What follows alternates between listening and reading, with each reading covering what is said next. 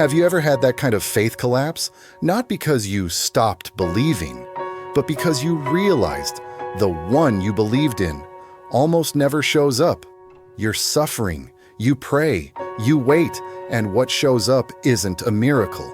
It's a rent increase text, another rejection email, a medical bill, a message that says, "We decided to move forward with a more qualified candidate." And you think, "I'm not losing faith, I'm losing my mind in the silence." Prayer feels like calling a number that always goes to voicemail. Graduation day. You're in the cap and gown, smiling like the future is yours. The next day, reality starts billing you. Student loans begin accruing interest. Credit cards climb. You apply for your first job, then your 10th, then your 50th, and the reply is always the same. "Thanks for your interest." You start driving Uber, DoorDash, Instacart. Gas keeps going up, your tires get bald, and you still don't replace them. Because you did the math. New tires means you're short on rent. Then the landlord texts, "Rent is increasing next lease." And you stare at that line, and the weakness spreads through your body like cold water. Not sadness, not even panic, just this numb thought, "I'm trying, and it's still not enough. I'm not lazy. I'm being chased by the system." Life feels like a subscription. Miss one payment and you're kicked out. You've cried in your car. You've sat on the bathroom floor trying to breathe. You've stayed in a church pew until everyone left. You whisper, "God, I can't do this anymore." And you wait. And all you hear is the AC humming. No light, no voice, no "I'm here." And that's when the worst thought hits. Maybe I'm not worth answering. When God doesn't show up, faith starts to feel like a joke. You've heard all the right comfort lines. God has a plan. Everything happens for a reason. Just have faith. But in your head you want to say, then why does his plan keep writing me as the sacrifice? It's not that you didn't believe. It's that you believed long enough to realize faith doesn't pay rent. It doesn't cancel layoff emails. It doesn't make your girlfriend come back. It doesn't erase anxiety on demand. It doesn't carry tomorrow for you.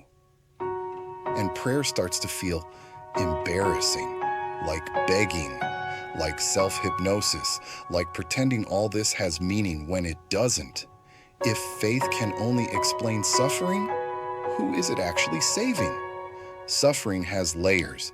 The first layer is facts: unemployment, bills, loneliness, getting left behind. The second layer is worse. Why me? Did I do something wrong? Am I being punished? And in America, there's another layer nobody talks about. You can't fall apart. If you do, insurance gets cut. Hours disappear. Your credit score drops. Even taking a breath comes with interest. So you're not really living. You're holding up a structure that feels like it could collapse any second.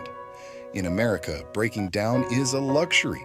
You tried relying on people too, a partner, friends, family, coworkers. But the truth is, they get busy, they get tired, they change, they leave. The most painful line isn't even the breakup. It's when someone says, "I have my own stress. I can't carry all your emotions." And suddenly you understand. When you hand your life to someone else, they'll eventually feel the weight, not because they're evil, because your life is heavy and nobody can hold it for you forever. That's when you finally get it. If you lean on a mountain, it can crumble. If you lean on a person, they can disappear. I didn't just lose love.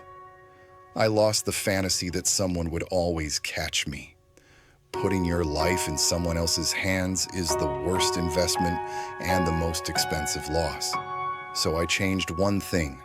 I stopped treating prayer like a rescue signal, and I started treating it like a daily mental anchor, something that keeps me from coming apart completely.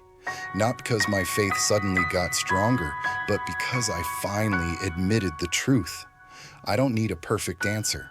So I replaced miracle with next step. Today, send that application. Today, eat something warm.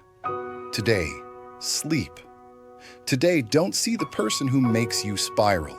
Today, put the bills in order, just the next two. I'm not asking for a miracle, I'm asking not to fall today. If God doesn't show up, I'll show up for myself first. A lot of people think doubt means you're done. I don't think so. Sometimes doubt is just you finally stopping the performance. You stop using correct phrases to cover real pain. You stop pretending you're fine, and you finally tell God the truth. I'm disappointed. I don't understand. I'm angry. That's not betrayal. That's honesty. Some people believe their whole life and never say one true sentence out loud. Doubt isn't leaving. It's me finally stopping the lie. I'm not going to tell you, work harder and you'll win. Life isn't that fair. I'll tell you something more real. Relying on other people is unstable.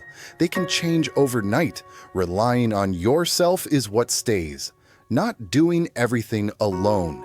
Not never needing anyone. Just this. Take back the main switches. Sleep, body, money, boundaries. Those things aren't romantic, but they're reliable. And if faith still means something, maybe it's not protecting you from suffering. Maybe it's this. When it's darkest, you can still tell yourself, I want to live one more day. Faith isn't a trade. I behave, you save me. Faith is. I'm in pain, and I still won't abandon myself. So if you're suffering right now, don't rush to prove how strong you are. God not showing up doesn't mean you've been abandoned. God is like a foundation, but you still have to build the walls yourself. The foundation won't collapse, but how high you build is up to you. Just remember, rely on yourself, steady as a mountain. If you fall, get back up. And when you get back up, keep walking. See you next time.